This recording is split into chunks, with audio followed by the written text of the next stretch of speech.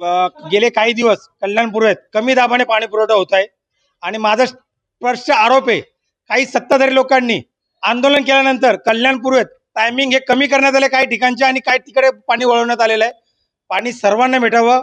महापालिका प्रशासनाचा आम्ही इथे जाहीर निषेध करतो की हे जे असे प्रकार चालू आहे ते तात्काळ बंद करावे. पाणी खात्याचे अधिकारी पण जे आहेत ते लोकांना नागरिकांना चांगल्या पद्धतीने उत्तर देत नाही. अरे एकतर पाणी देत नाही तुम्ही लोकांनी आणि लोकांना उत्तर पण अरेवेळी तुम्ही उत्तर देतात.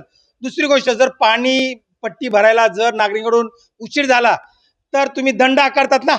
मग आता काय झालं पाणी तर लोकांना भेटलंच पाहिजे ना. म्हणून आम्ही ठरवलेलं आहे पाणी आमच्या हक्काचं नाही कुणाच्या बापाचं आणि कोण म्हणतं देणार नाही घेतल्याशिवाय राहणार नाही.